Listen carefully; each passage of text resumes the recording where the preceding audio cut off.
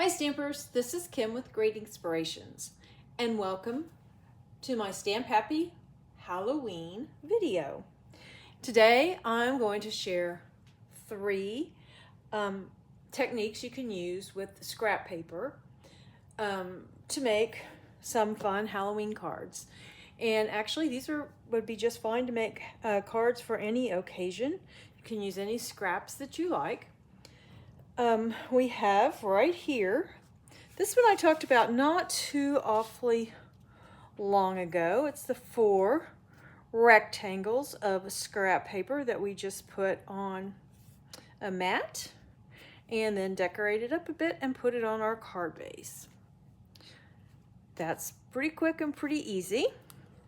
Then this one, it has strips of scraps that are cut diagonally. I just took papers that were 4 inches long by 3/4 inches wide and put them on my trimmer. Put one end over at the 1/2 inch mark and one end at the 1/4 inch mark and cut. And then you get these uneven strips with a diagonal cut. And we'll go through that. And then this one, it is a herringbone design, and it's really easy. And the thing is, as long as you get 3 of the strips in some strategic places, put your others wherever you like them, and that's all you have to worry about.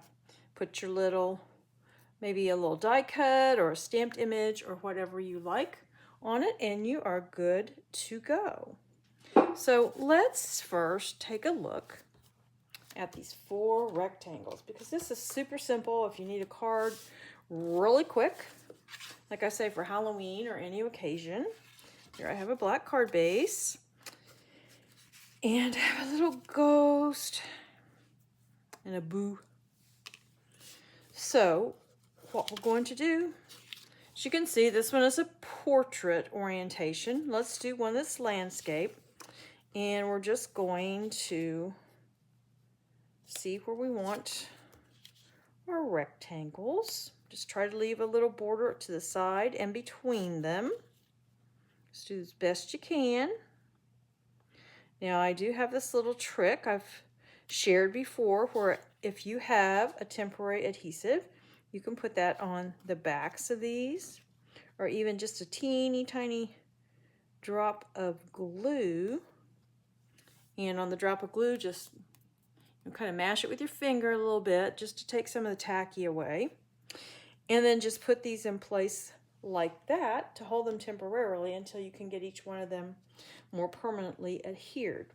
So to put these down, I'm just going to use some adhesive here. You can use any kind that you care to, whether it's liquid or, like a tape runner. This one is having a little issue. There we go.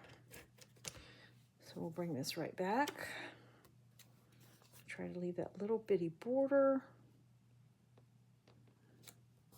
There we go.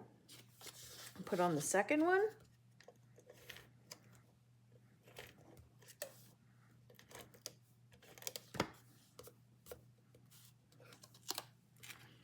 Line it up.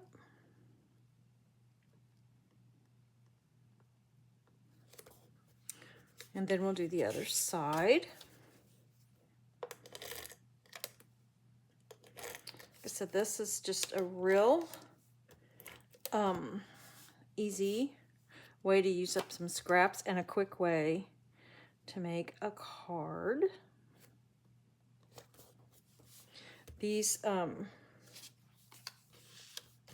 rectangles are 2.5 inches by 1 7/8 inches, because they're basically quarters of a 5 inch by 3 3/4 inch panel. And then this is the 5 1/4 by 4. And we'll put it on our A2 card base. And I don't believe I have an inside. I don't have an inside for this one, but you would want to, because I have black cardstock, I'll need to get some white and put a greeting on the inside. But there's that. And then, like I said, I have our little ghost and this boo. Let me see, I think I'll use some liquid glue for the boo because I think it would just be a lot easier.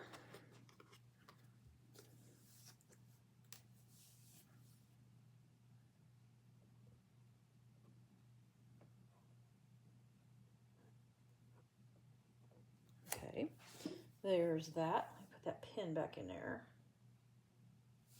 Okay. And, oops. Put the boo right there. And just put some adhesive.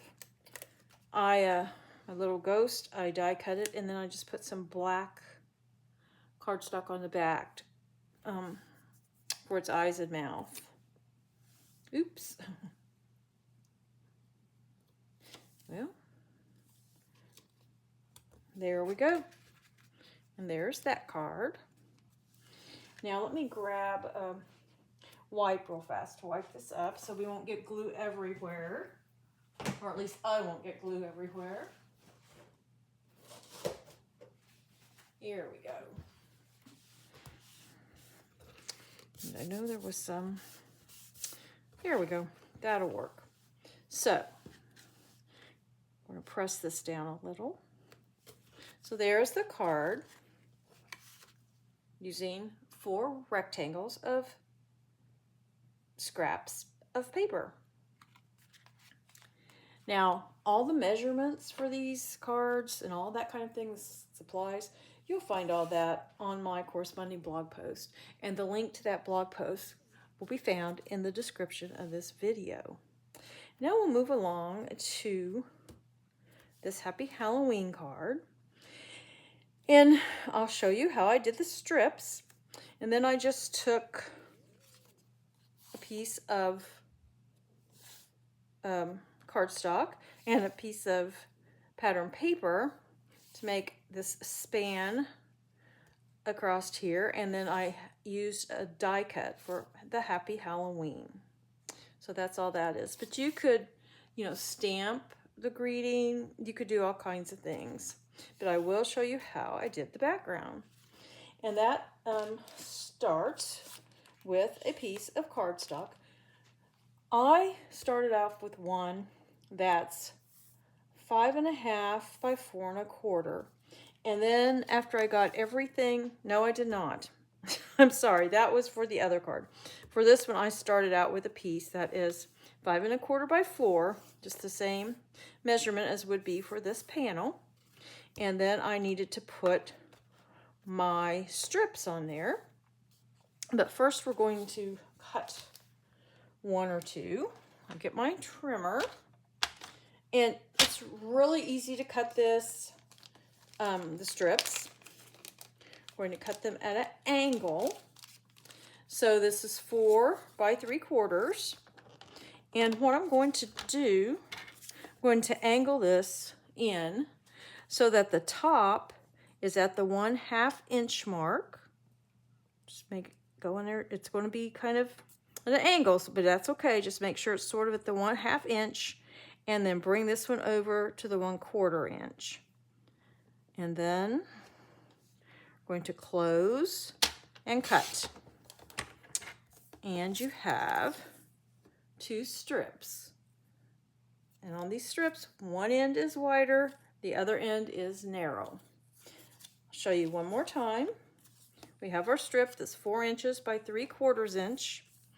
We put it over, here's the 1/2 inch mark. We put that there. Make sure that's right, yep. There's the 1/2 inch mark. And then we bring this to the 1/4 inch mark and cut. And there are your pieces. So now we're ready to put these pieces on a card. I have a bunch right here in this little bag. And I used 12. I think it was about 12 of them. It took me about 12 to get across the piece of cardstock. Now you can also do it a portrait version, and in which case you just cut your strips longer. You cut them 5 1/4 inches long, 3/4 inches wide, and you do exactly what we did. Line it up at 1/2 and 1/4 and cut. So, but we'll do the landscape one, and we'll just kind of do a few of them. We won't do all of them. And yeah, let's start with this one. And let's see, you can start with the wide end at the top or the narrow, it doesn't matter. And here we go. Just putting a little glue on there. And I do think liquid glue is good for this because you'll give you some wiggle room, but you can use any adhesive you like. I'm going to leave a little room, a little bit of a border here, and between each one as we go. Now we've got the wide portion at the top and the narrow portion at the bottom. So for the next piece, we do it the opposite way. We put the wider piece, or the narrower piece at the top and the wider piece at the bottom. And like I say, I took about 12 strips for this card, but it's going to just depend on how close you put them together. I'm going to try to leave a little space there. There we go. And now we'll do another one. We'll put the wider piece at the top.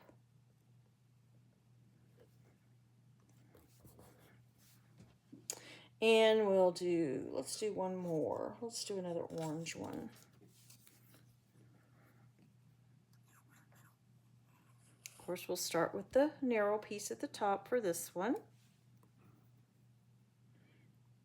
Scoot it over just a little. And then, oops. See, that was a lot of wiggle room there. Okay. And you would just continue on across.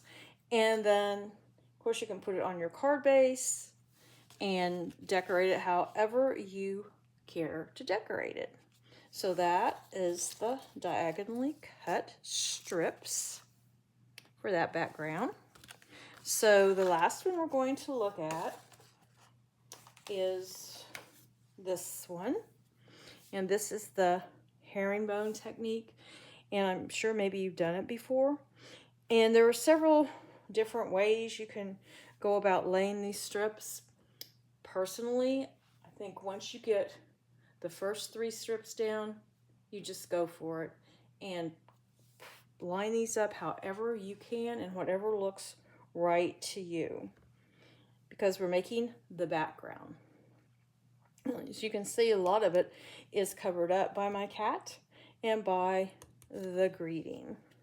So once again, I have, we won't be needing that, but I have, now this one is 5 1/2 by 4 1/4, like a full front of the card.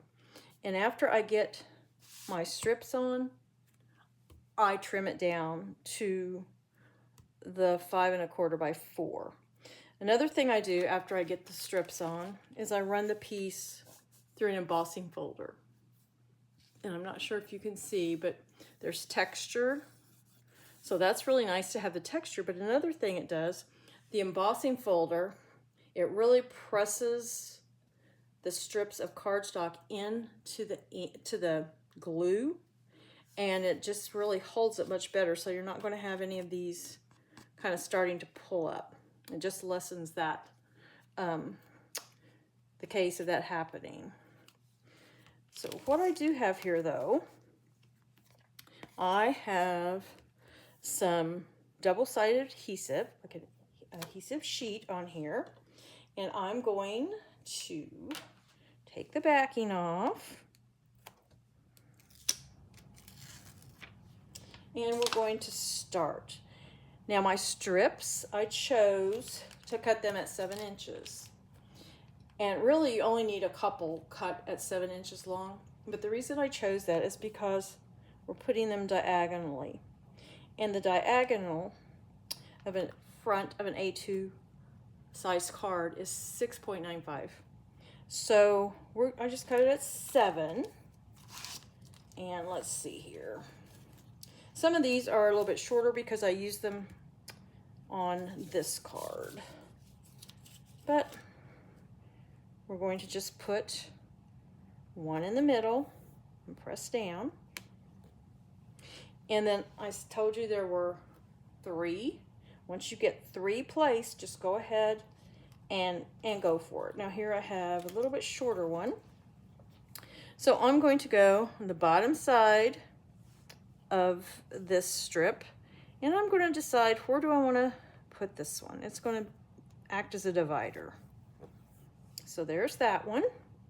And then I'm going to go over here and put a strip. Now, do I want to put it up here or down here? Personally, I'm going to put mine right here.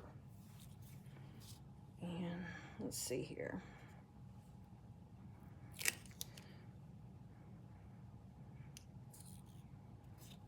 There we go. Then we just start filling in. You can put your strips this way or this way. And then when you get down to the next one, you can put them this way or this way. It's whichever way you think looks best, and just work your way around. So I think, oh, that one I need to trim the end. You can see I used it on this one. So let's just trim that straight across. Like I said, I think I'll put it this way. And then I would just fill all of these in, going in this direction. And here, let me see if I can find some different colors.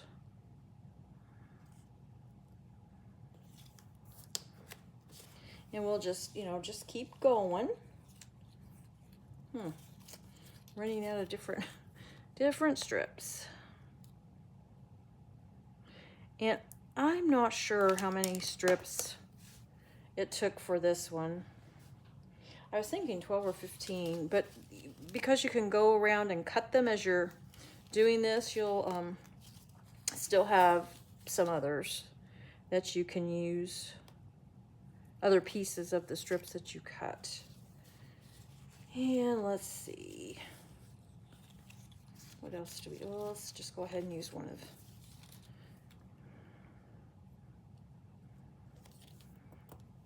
and now I'm down to here, and what I'm going to do, I'm going to trim these, and you may want to use scissors that you have set aside specifically for cutting sticky things, or just be sure to clean your scissors off real good with some kind of goo remover, or even just alcohol swabs will work. So there we have that.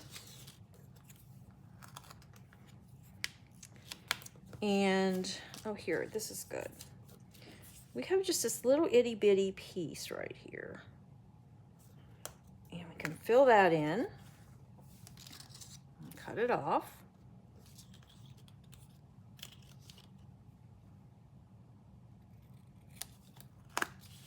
Now sometimes when you have that little itty bitty corner, it's going to be a teeny tiny place.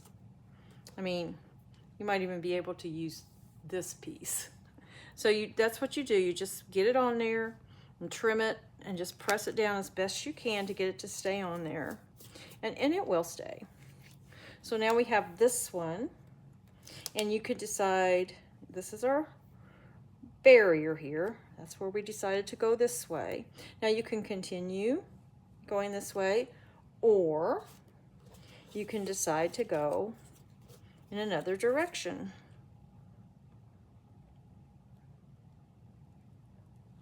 Just like this, and then just continue.